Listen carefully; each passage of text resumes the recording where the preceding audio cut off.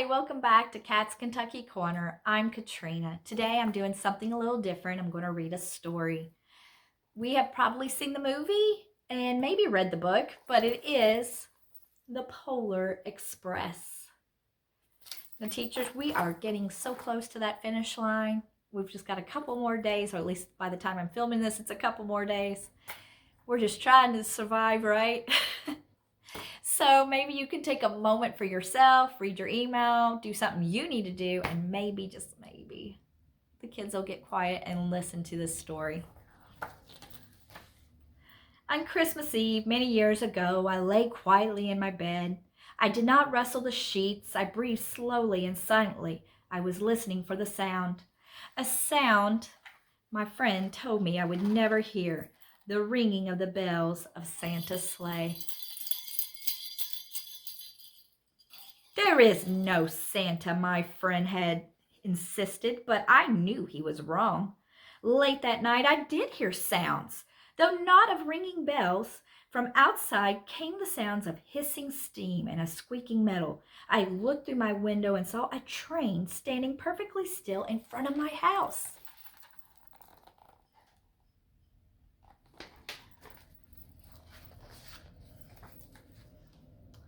It was wrapped in an apron of steam. Snowflakes fell lightly around it. A conductor stood at the open door of one of the cars. He took a large pocket watch from his vest and looked up at my window. I put on my slippers and robe and tiptoed downstairs and out the door. "All aboard!" the conductor cried out. I ran up to him. "Well," he said, "are you coming?" "Where?" I asked. "Why, to the North Pole, of course," was his answer, and that this is the Polar Express. Well, I took his outstretched hand, and he pulled me aboard.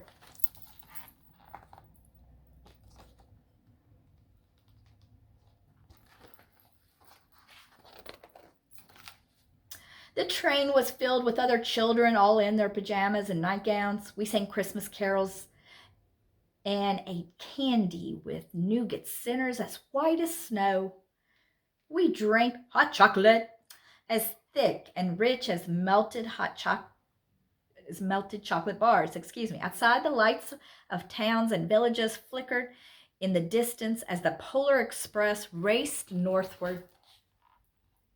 It always makes me think of the movie scene where they're singing the hot chocolate song.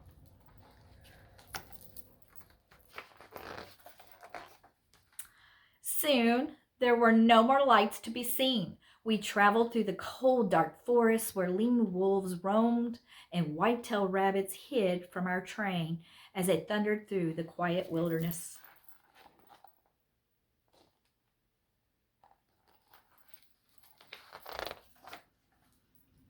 We climbed mountains so high it seemed as if we could scrape the moon. But the Polar Express never slowed down. Faster and faster we ran along, rolling over peaks and through valleys like a car on a roller coaster.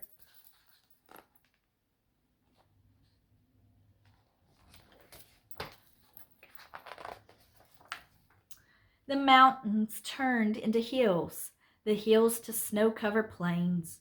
We crossed a barren desert of ice, the great polar ice cap.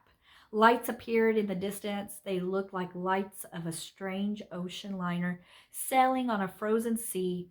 "There," said the conductor, "it is the North Pole."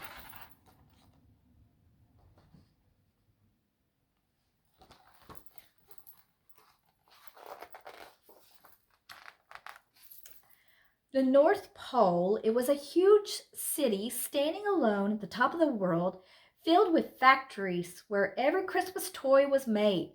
At first we saw no elves. "They are gathering at the center of the city," the conductor told us. "That is where Santa will give the first gift of Christmas." "Who receives the first gift?" we asked. The conductor answered, "He will choose one of you."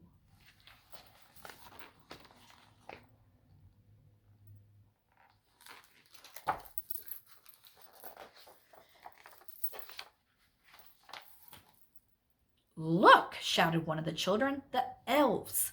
Outside we saw hundreds of elves As our train drew closer to the center of the North Pole, we slowed to a crawl. So crowded were the streets with Santa's helpers. When the Polar Express could go no further, we stopped and the conductor led us outside.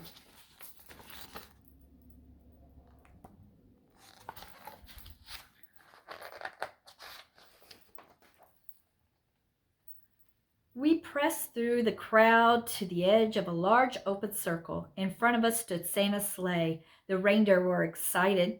They pranced and paced, ringing the silver sleigh bells that hung around their harness. It was a magical sound like nothing I had ever heard. Across the circle, the elves moved apart from Santa Claus would appear. The elves cheered wildly. He marched over to us and pointing to me said, "Let's have this fellow right here." Well, he jumped into his sleigh. The conductor handed me up. I sat on Santa's knee and he asked, "Now, what would you like for Christmas?"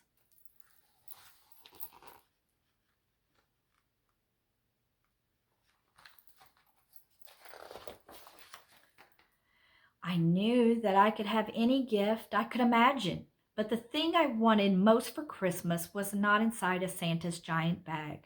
What I wanted more than anything was one silver bell from Santa's sleigh. When I asked, Santa smiled. Then he gave me a hug and told an elf to cut a bell from the reindeer's harness. The elf tossed it up to Santa. He stood holding the bell high above him and called out, "The first gift of Christmas!"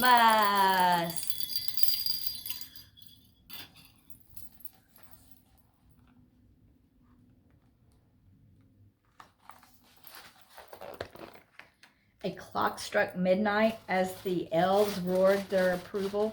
Santa handed the bell to me and I put it in my back robe pocket. The conductor helped me down from the sleigh.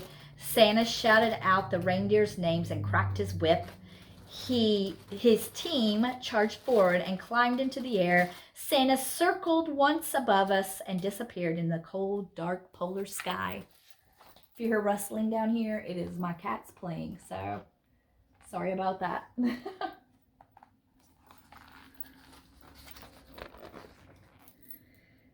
As soon as we were back inside the Polar Express, the other children asked to see the bell. I reached in my pocket, but the only thing I felt was a hole. I had lost the silver bell from Santa Claus's sleigh. "Let's hurry outside and look for it," one of the children said. But the train gave a sudden lurch and started moving. We were on our way home.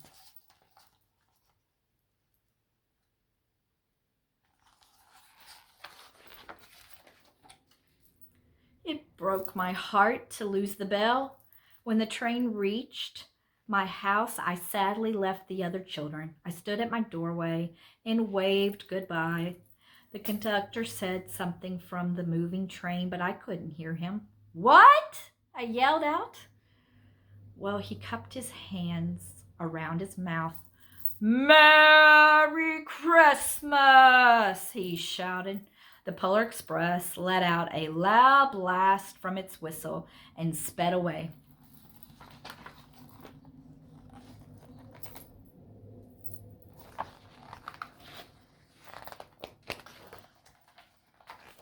On Christmas morning, my little sister Sarah and I opened our presents. When it looked as if everything had been unwrapped, Sarah found the last small box behind the tree. It had my name on it. Inside was the silver bell. There was a note. "Found this on the seat of my sleigh. Fix that hole in your pocket. Signed, Mr. C."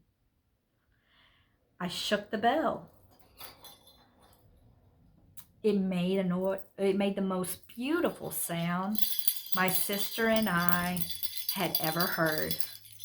But my mother said, "Oh, that's too bad."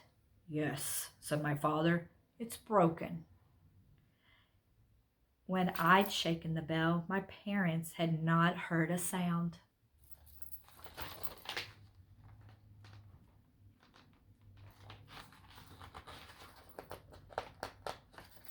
They page stuck. Sorry, guys.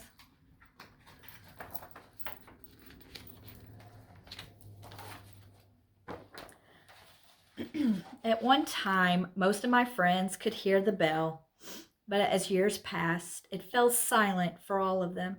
Even Sarah found one Christmas that she could no longer hear the bell, its sweet sound. Though I've grown old, the bell still rings for me, as it does for all who truly believe. It still rings for me as well. Don't forget to like, comment, and subscribe. Merry Christmas. And until we meet again, guys, happy tales to you. Bye.